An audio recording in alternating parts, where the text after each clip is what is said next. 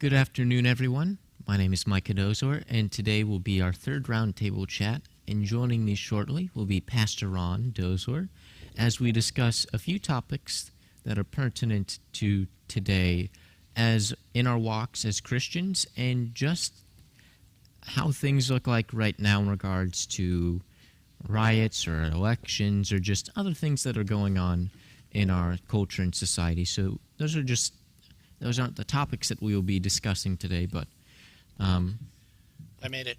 I'm here. Yeah. Joining me is Pastor Ron Dozler. All right. Roundtable Chat 3, and we're going to talk about a bunch of stuff. I'm trying to bring up my YouTube so I can see some of your questions if you have them. So, Micah, we're going to get into our first topic, aren't we? Yes. And, okay, so I can see if you have a question, you can post a question. We'll see what kind of questions we can get to today. We kind of have a full docket, but we're going to talk about a couple of different items as well as some prophecy at the end, so that is always exciting for people, isn't it? Yes. Prophecy is one thing that a lot of Christians seem to enjoy, and rightfully so.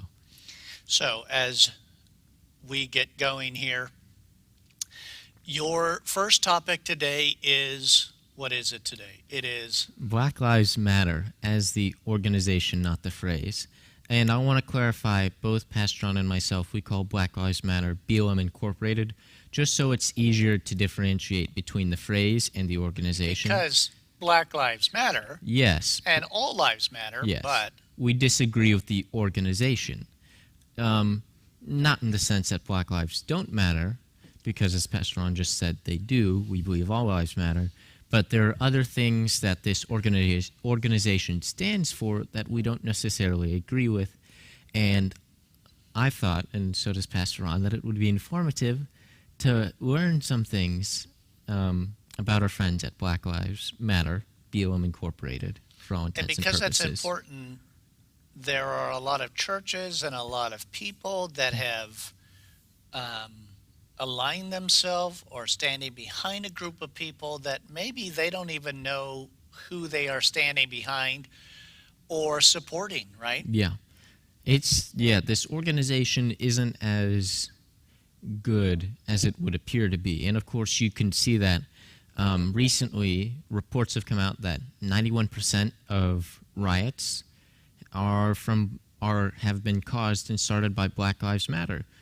And these riots have hurt people, they've destroyed businesses, people, single income mothers, families, black families, it was small businesses. It's just hurt a bunch of people, and yet there just seems to be this continued support for them.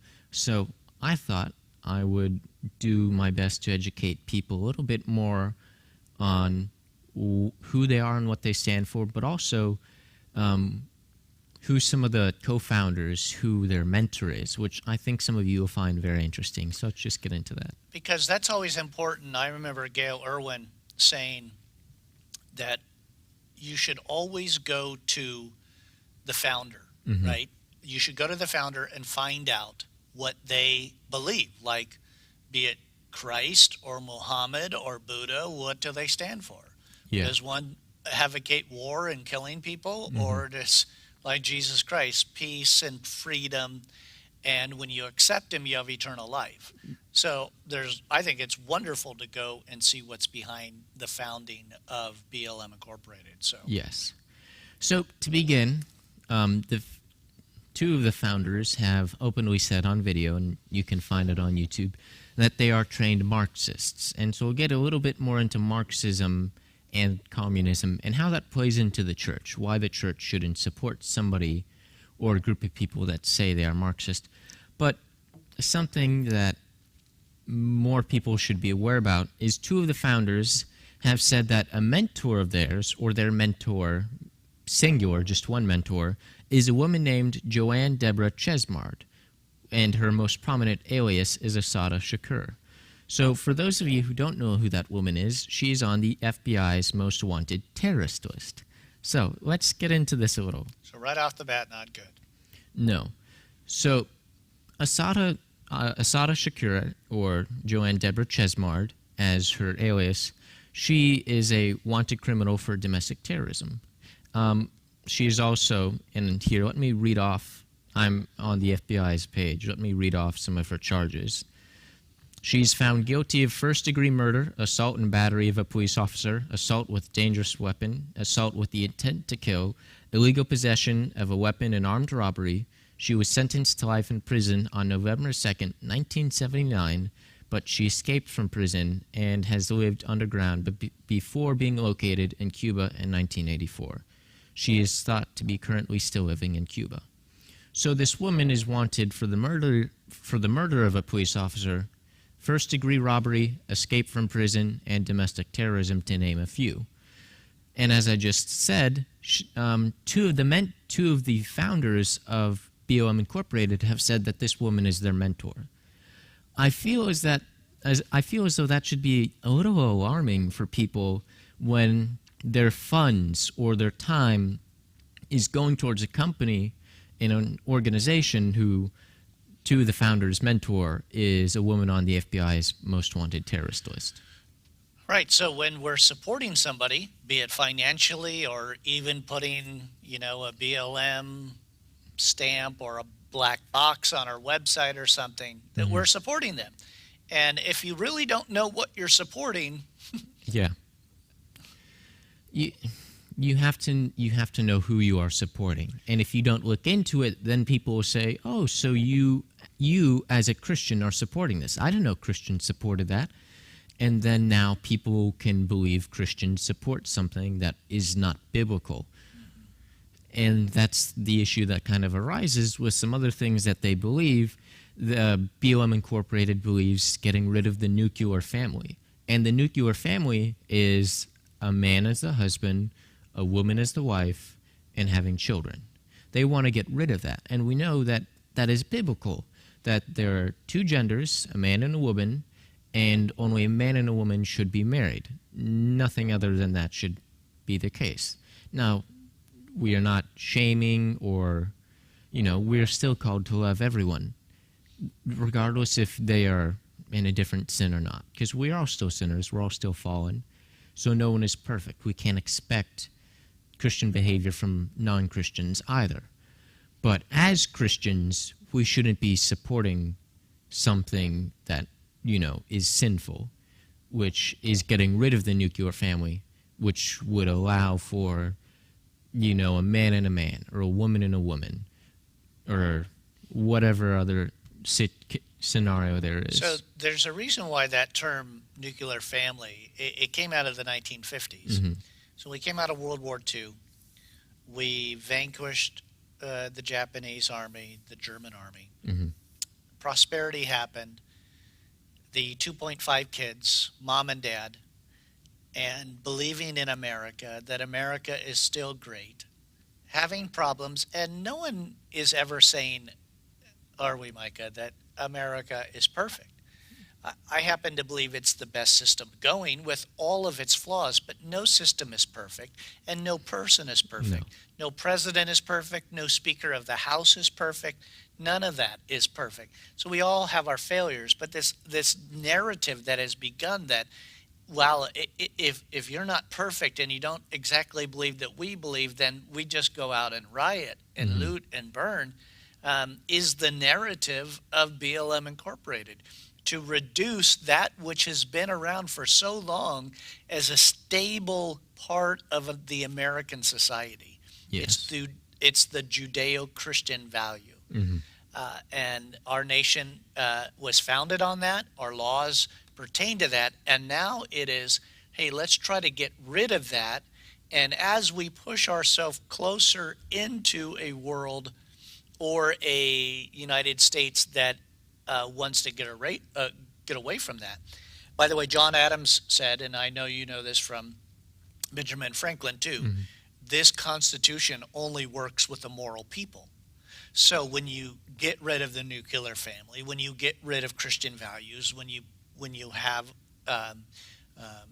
immorality run rampant, then that moral people that used to do fine with the Constitution, now it doesn't matter anymore. Yeah. And it doesn't hold the water and the weight of what it used to have.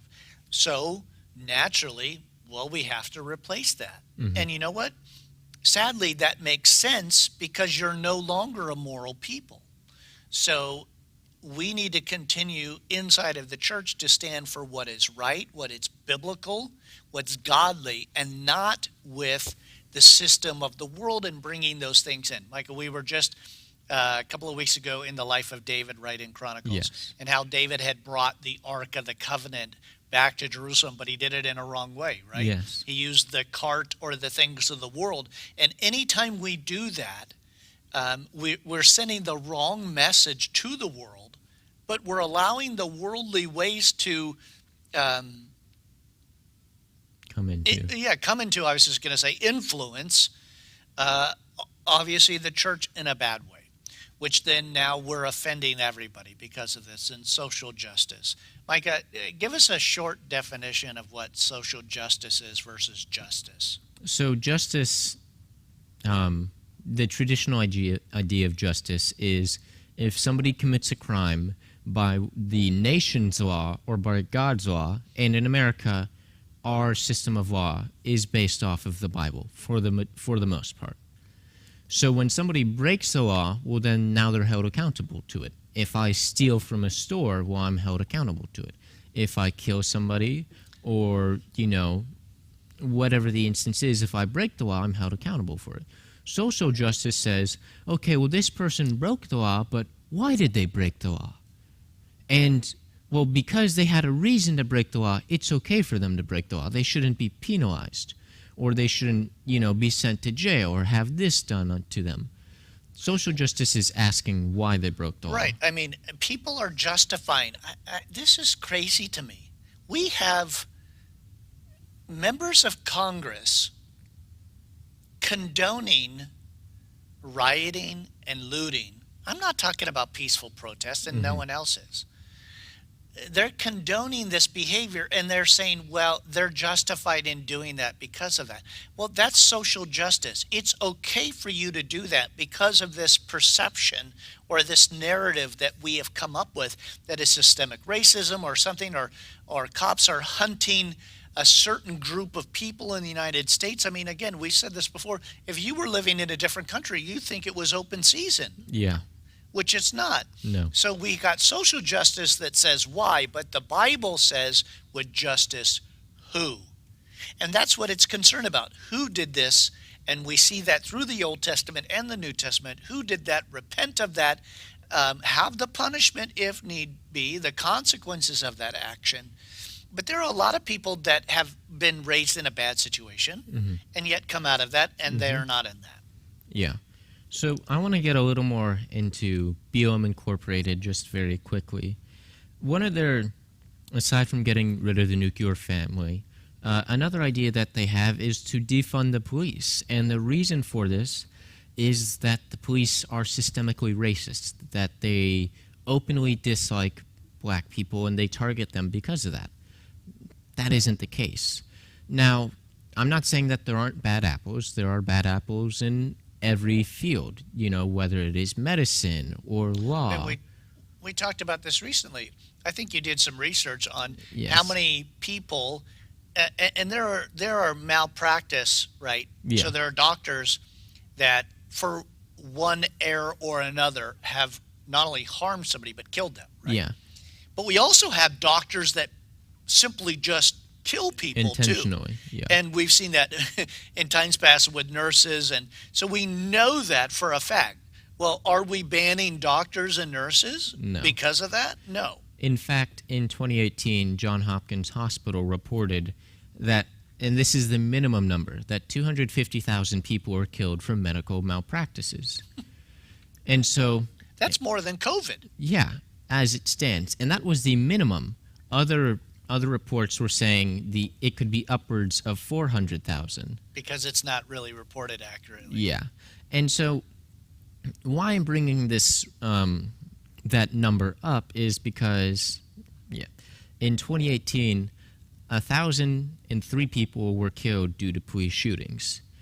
So with the and we are not saying that any life lost isn't tragic, but you have the small amount of people, just over 1,000 people killed from police shootings, and then you have the anywhere from 250,000 to over 400,000 people killed from medical malpractice. So on the one side of the aisle, the police work very hard and very diligently to make sure that they reduce the amount of police shootings that result in deaths, regardless of the situation, to improve training or the use of non-lethal equipment.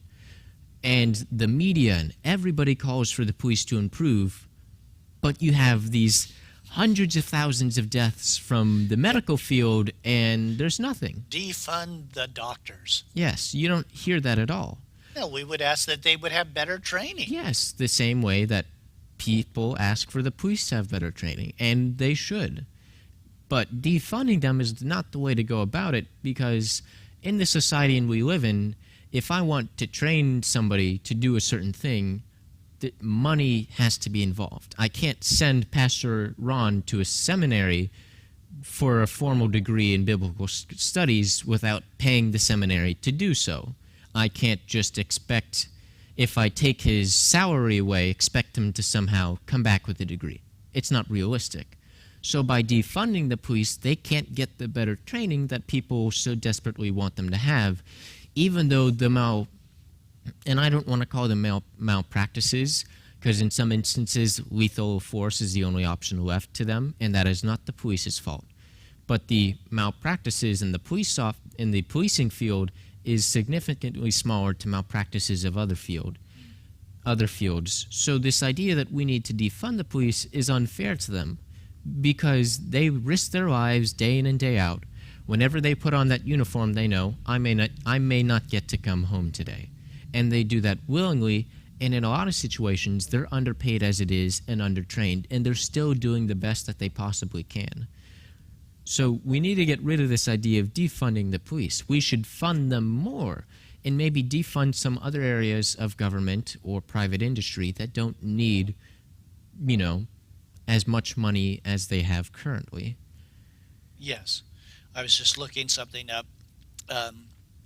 Some of you may know, maybe not, that we had an officer-involved shooting here in Myrtle Beach, and that officer lost his life.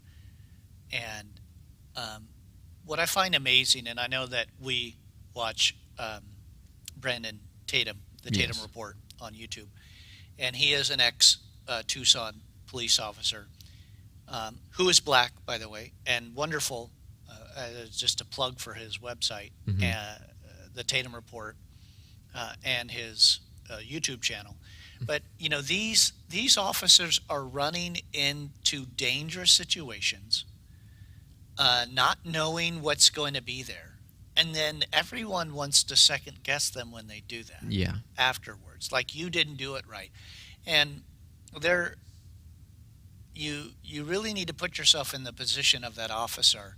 And I think Brandon Tatum does a wonderful job of helping us understand what it's like to be an officer in those situations. So in our community, we lost an officer. Yeah. And I have to say that I was very impressed with our local media. I don't even know if it got national news. I think I did. I was reading... not huge coverage. I saw ABC and a couple. So there was some national. There was some. It was just a police officer in South Carolina was shot and killed in a domestic dispute. And I was just really impressed with our local media partner that we use with WXMB, our local radio station here. We're partners with them.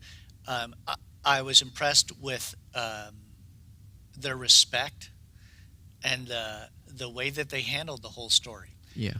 And I think that's how we need to view police officers. And you know what? We still have a court of law. So when somebody does something wrong, be it a doctor or a police officer or anybody else, or somebody on the county council or somebody in the Myrtle Beach, council or wherever you live, there's a set of laws and procedures to go through to get your voice heard.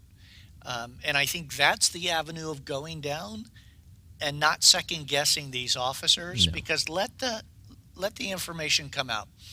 There was one case, and I can't remember exactly where it was, but it was recently that the body cam footage wasn't fully released to the public till like a month or two after. Yeah. And the city officials did that for a reason. So they cherry picked, or they edited the body cam image for the emotional factor, and they knew what it would do to the people, but that wasn't the full story, was it? Mm-hmm. Yeah. Excuse me. So before we react as a nation, always get the full story. Mm-hmm. That entails, that's a great way to end BLM, by the way. So, it's all emotional because of this phrase, Black Lives Matter. Well, but what's behind it? Yeah.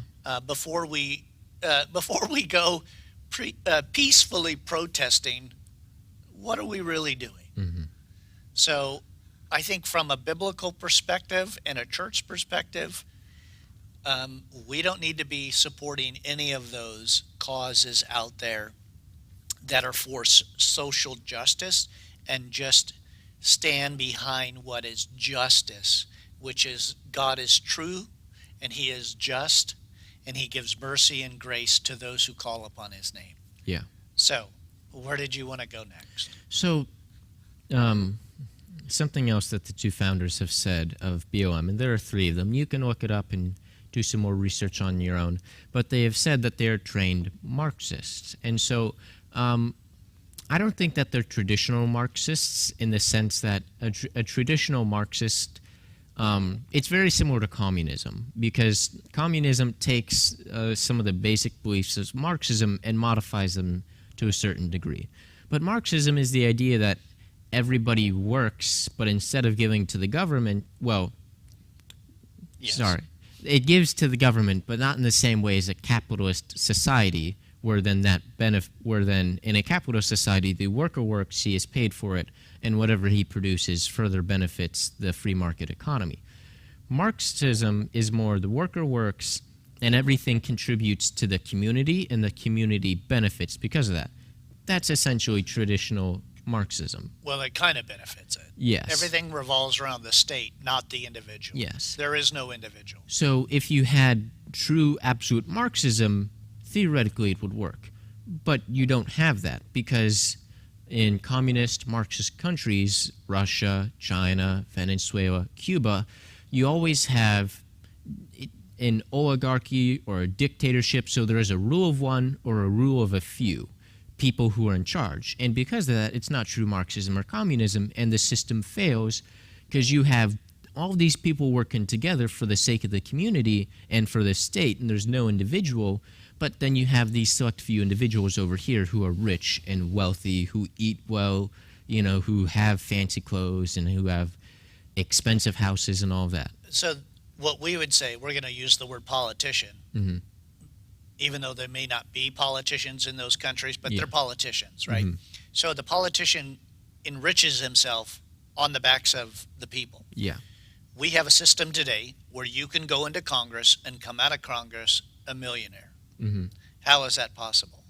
How is it possible that we know certain congressional people, be it senators or congressmen, they align themselves with foreign governments, their families are enriched because of that, and they are multimillionaires. They never walked in Congress that way, but when they came out, be it 20 years later, 40 years later, they become multimillionaires. It is always a small group of people Mm-hmm.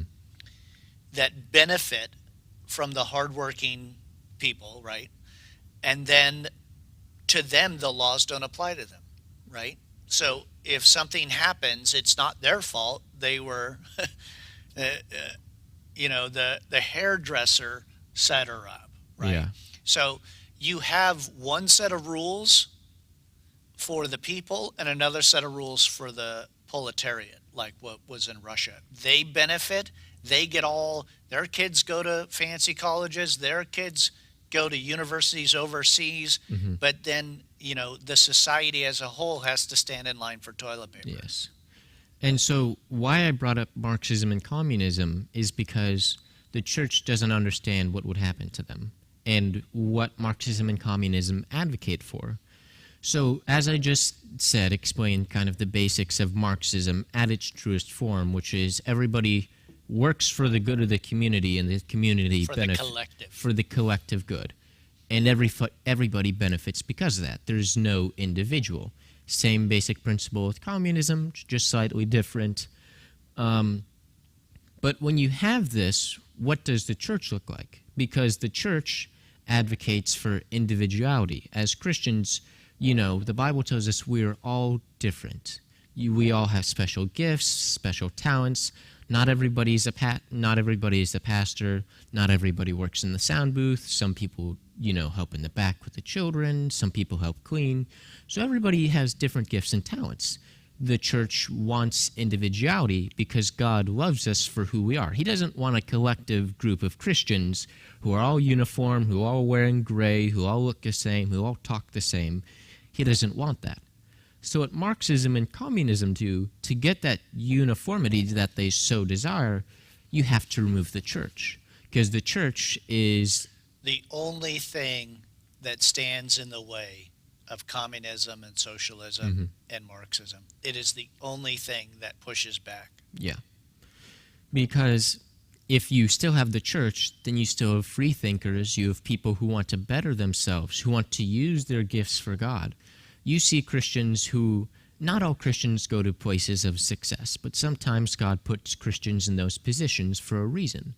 And so as Christians, we are to use our gifts to the fullest possibility that we can and express our individuality in Christ and draw people towards us so that we may tell them about Christ. But if you have people striving and wanting to be individuals in the church, you no longer have that uniformity, and because of that, you have to remove the church.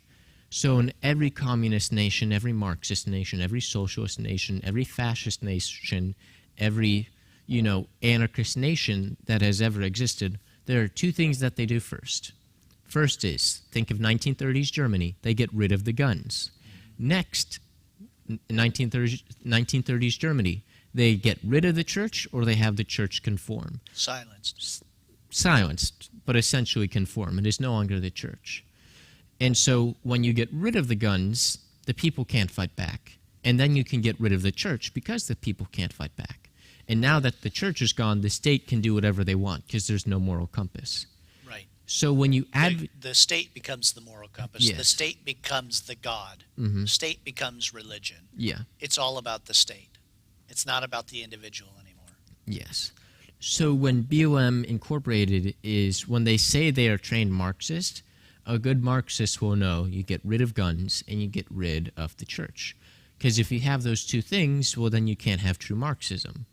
But as I've just said, you can never have true Marxism. By the way, didn't mean to jump in. Let me jump in. The third thing they get rid of, let's see if you can. Isn't it gyms and health and wellness? Oh, they do. Yeah, but that was easy. But I'll tell you what we see happening today. The third major thing they get rid of is free speech. Yeah. So you can't go against the government. Whatever the party line is, right? You can't contradict them at all. And what do we see today? What do we see in our own nation? Cancel culture. So we have the cancel culture, and we have and this, to me, it's not that it's frightening, but that the amount of power that YouTube and Facebook has and Twitter, it is the arm of the government to silence those detractors. Yeah. When it's just information, and what you're saying by canceling, listen to this. What you're saying is people aren't smart enough to determine what's right or wrong, and listening to that video or that Twitter account or whatever the opposing discussion may be or point of view. What you're really saying is, we're the smart ones and we know what you need to hear, and we'll tell you what you need to hear. And if you don't agree with us, well, then we'll just take you off of our platform and no longer have a voice. So, yes, you take guns away, you take the church away, but you take away the free speech, and now ultimately you send those people away because they can't be around. Yeah. That happened in Germany with Bonhoeffer, who spoke out against Hitler and the Nazi regime. They put them away. They took them away. In Romania, that happened. With I'm forgetting the name of the pastor, but In Russia, that happens. In China, that happens. It happens all around. So you remove that. So what we have in this nation is freedom of speech, yeah, and the freedom of assembly, right? And we have freedom of religion. All of those they want to take away.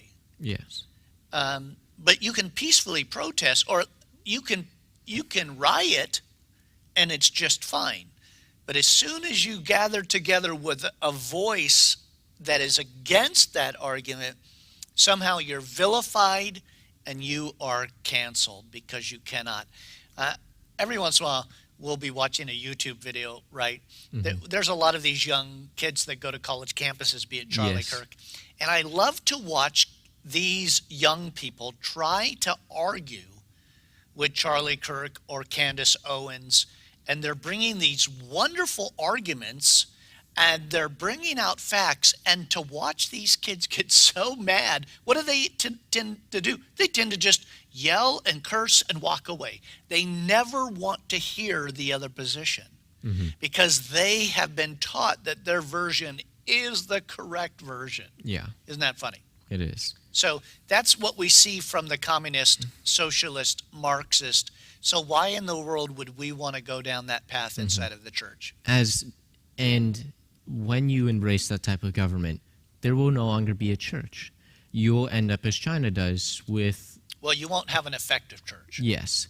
Well, in China, it's funny because the church is it's spreading like a wildfire there. But you get rid of the church, and the church can no longer interject in the politics of how the nation is run or how the leaders are chosen. And so while Christians are being brought to abundance in China, you have laws and things that go against the Bible and are not biblical, and nothing can be done about it because the church is away from the public spectrum. And you don't have a moral people anymore. Yeah. So now there's no morality. You have corruption. You have abortion that's rampant, right? Everything of this.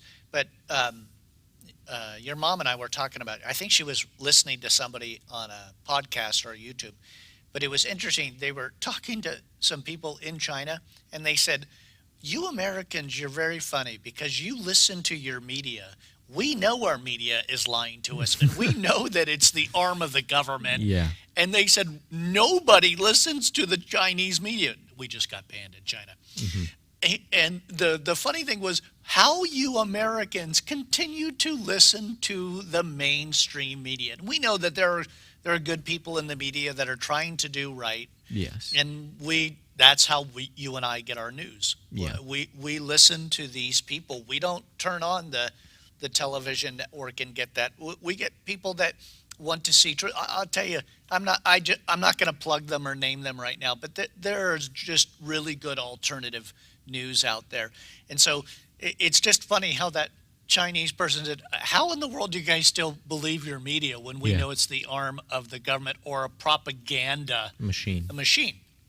So as the church, we need to learn from history, and we're not doing that. Yes. So we've had plenty of history from Nazi Germany, from The Bolshevik Revolution in Russia, the communist... Mao Zedong. Yeah, in China. And then in Venezuela and Cuba. Castro. So and then you've got North Korea, which is just crazy. Yeah, which is worse than any other country. Even it's worse than even China, which is surprising.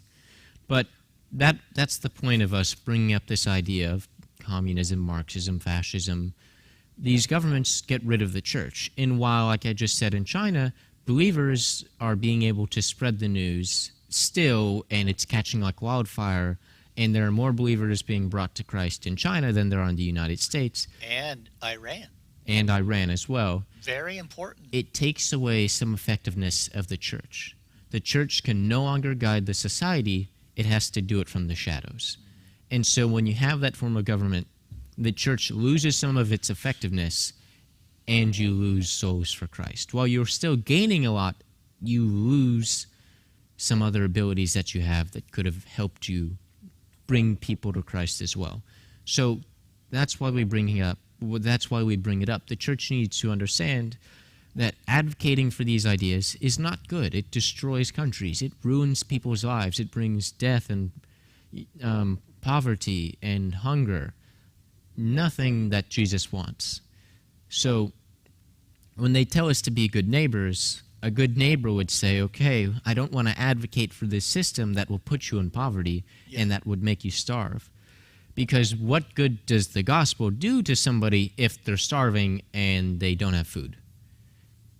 Unlike, it's similar to like with Peter and John when they healed the lame man. Peter said to him, gold and silver I do not have, but I do have the word of Jesus Christ. And he was able to heal the man.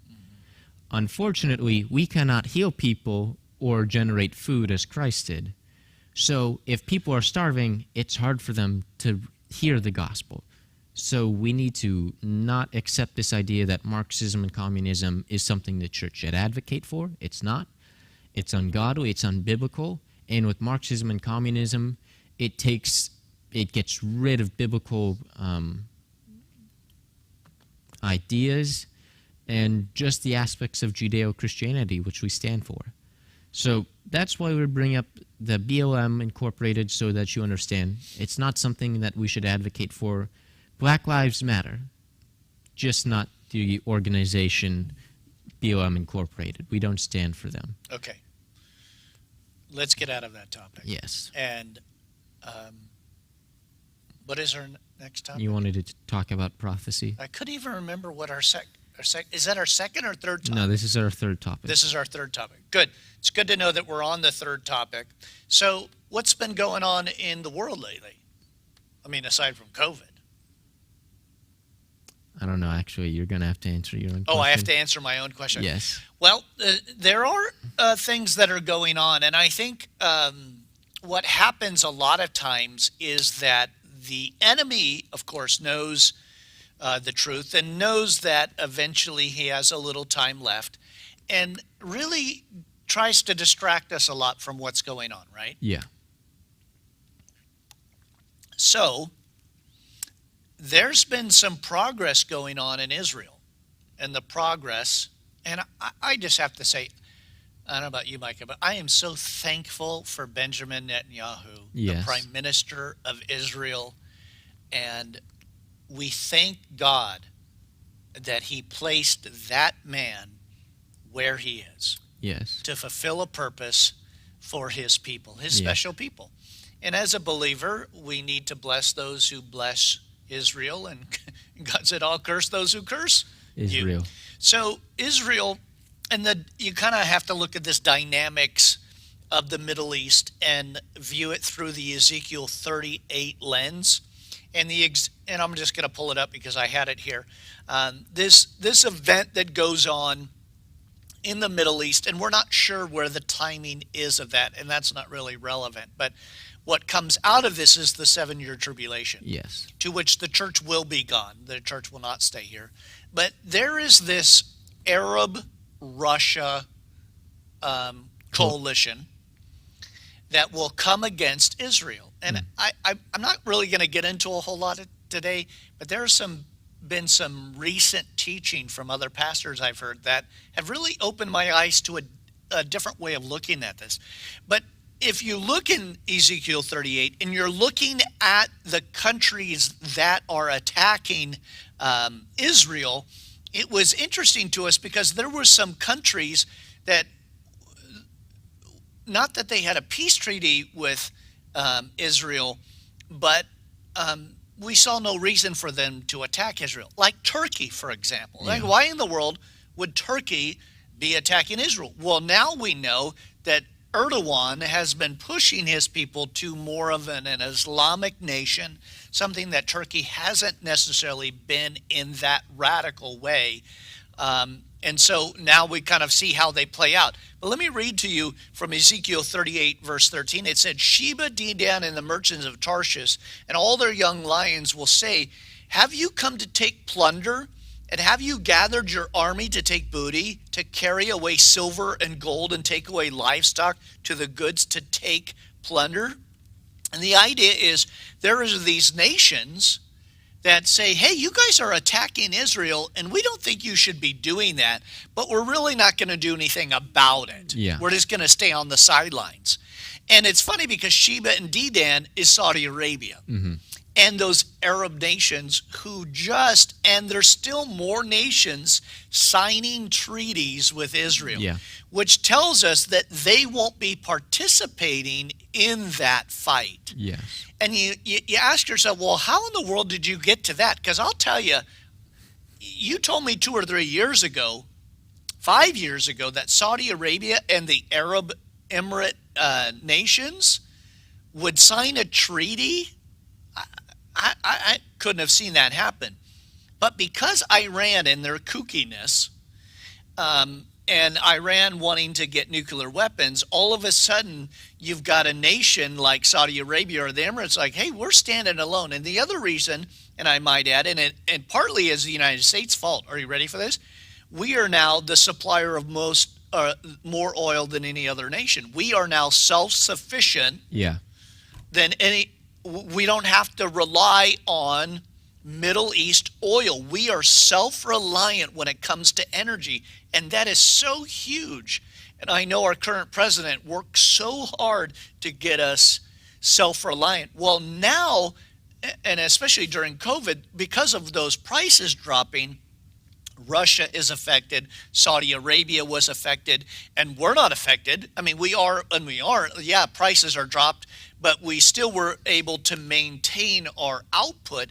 Well, now you've got uncertainty. Well, now Saudi Arabia and the Emirates, what do you do when you don't have this income coming in that you relied on for the last gazillion years? Yeah. What do you do with that? Well, you've got to find other avenues of having commerce. And who's the best in the neighborhood? Who's the one who does commerce the best, who produces pharmaceuticals, who exports more fruit and vegetables than any other area, any other nation, right? Yeah. Who is that? Israel. It's Israel. Well, now I want to become kind of friendly with this group of people because even though I hated them in the past, now I want to be a part of them because oil is no longer a domination. And now that Israel is side drilling, which I love, they're side drilling, and now they're going to be producing oil and gas. So now Israel is no longer dependent on any other nation. They are self-reliant too. So you have this huge kind of all these pieces and players on the board that are finally coming together in a really powerful way, and that's very exciting. Because you have Russia and China, who have been allies for a very long time, but you have Russia and China, and now they are working with Iran, and they're going to form this coalition. And it's most likely that these three, if not more nations who will join them, if there are any more, will be the nations that come up against Israel, that the Antichrist will then come onto the scene and say, all right, let's form a peace treaty across the whole Middle East. Because Israel and these United Arab Emirates, Saudi Arabia, and however many other nations join that peace treaty, the Antichrist is going to say, okay, let's get everybody working together. No more wars. I'll rebuild the Temple Mount. Israel, you get a temple. Islam, you get to keep your stuff. Everybody's happy. Everybody's working together. Commerce is great, and there's all this prosperity. And then at this point, the tribulation begins, and the church will already be gone. And now, because the tribulation has begun, we won't see, but the world will begin to progress into a more evil and, Right. And so through this COVID, what we've seen is we're setting the foundation for this one world ruler, because we've seen multiple world leaders through COVID say, you know what we need? We need a one world leader. Mm-hmm. We need a one world currency. Yep. And we need a one world governing body. Yes. Because through this COVID, we as a world have to work together to get rid of something. It is totally, Micah, a first step in what will happen very soon. Yes.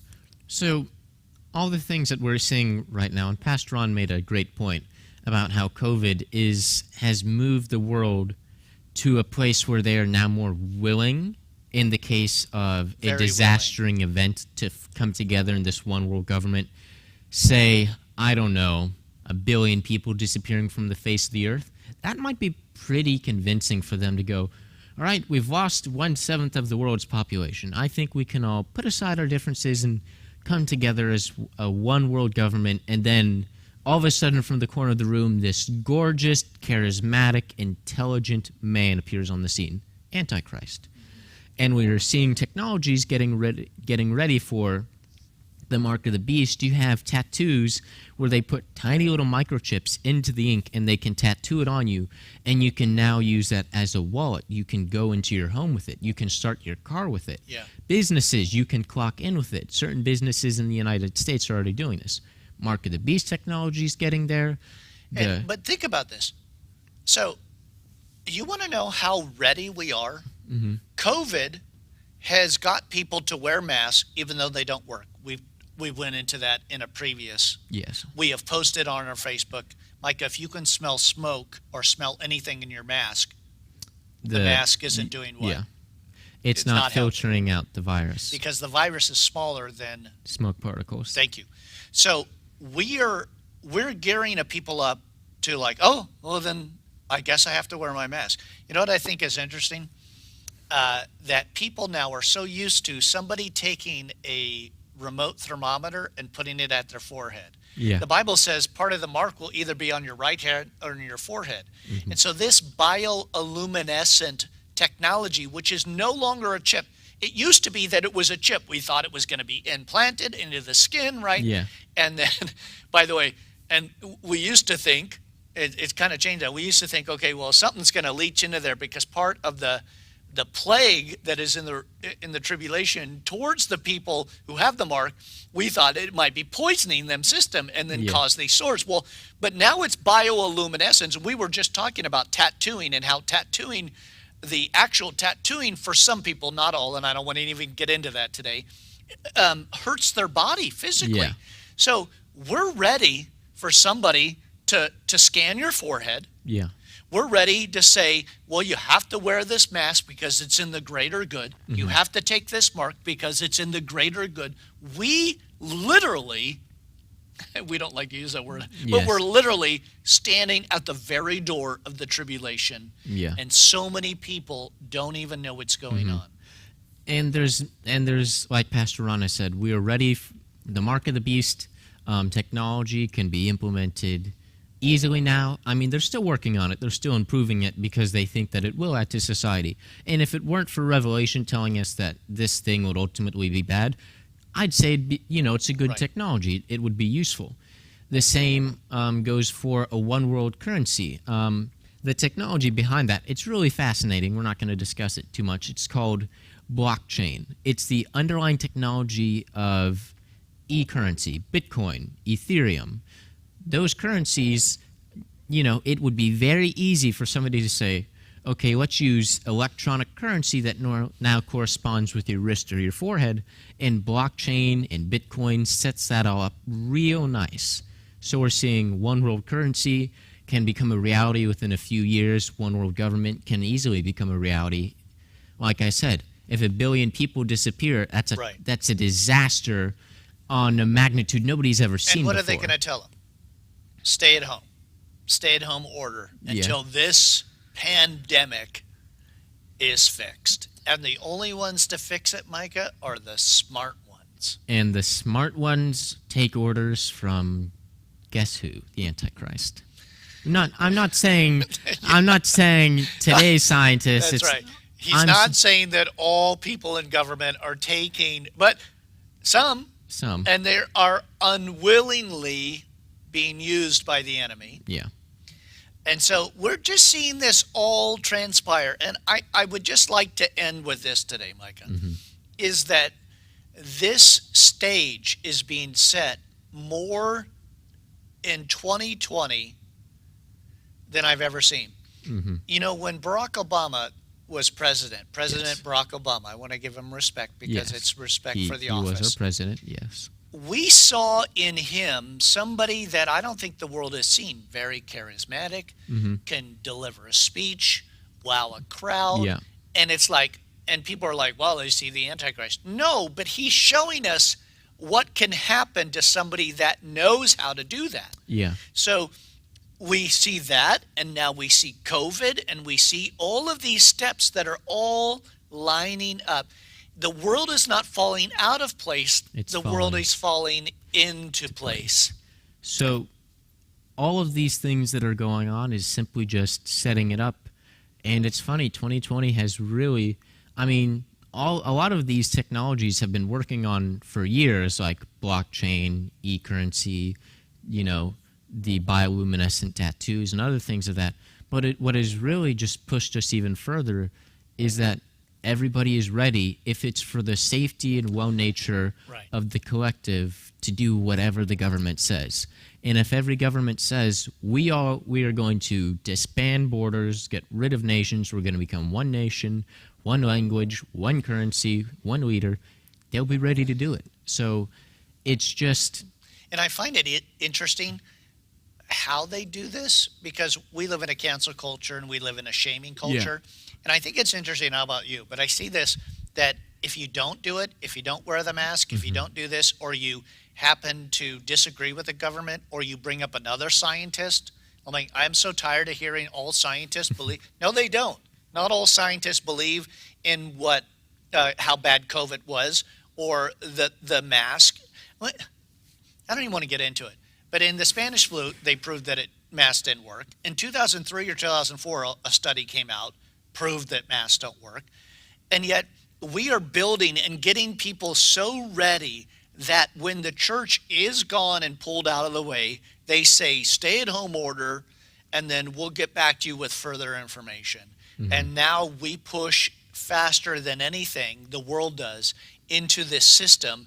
But part of that, I finally come back to it. That's part of that Ezekiel 38 and 39. Whether the church sees the battle or not, don't know.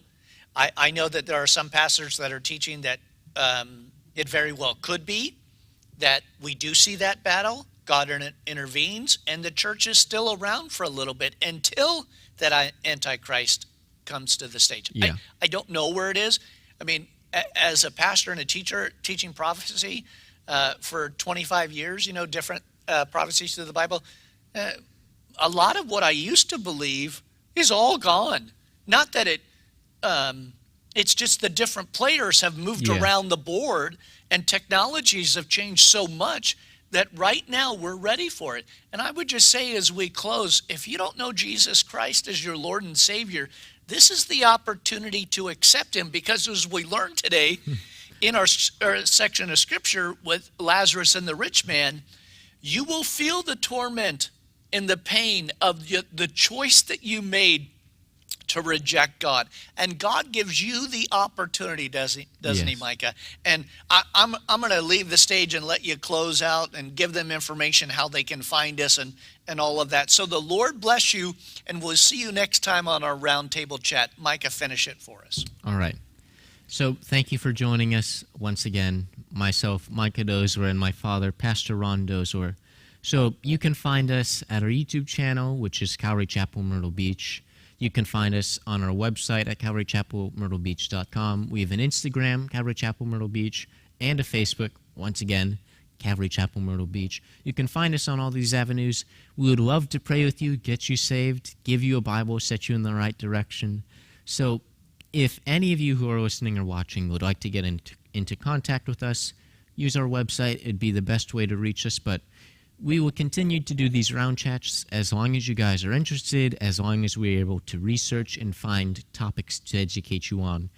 And once again, just to reiterate today's topics, we talked about BLM Incorporated, the organization, why the church shouldn't advocate them or, support them. We've given you some valid reasons. One of their mentors is on the FBI's most wanted terrorist list. They support getting rid of the nuclear family and Judeo-Christianity beliefs and views, which we know are from God. We talked a little bit about Marxism and communism and how that would just destroy and get rid of the church, which is not something that we want. Because having the church in the public arena does help, because there's always going to be a moral compass and the church is always going to be there for people to turn to. But if we have that Marxism and communism, the church is no longer there and people can't turn to them because they don't know where the church is. Even though the church is underground, they don't know that. And finally, just a prophecy update with Pastor Ron Dozler, how events in the Middle East and over in Asia are just all kind of lining up and working together. So we're seeing this stage set for what could happen in a few years, or it could happen in 10 or 30 years. But we're seeing how Israel and some nations in the Middle East are forming peace treaties, and how willing and ready Iran, China, and Russia are to go to war with Israel. So as the church, we just need to be aware of all things. Just be productive, keep the time, make sure our candles are lit, waiting for the bridegroom.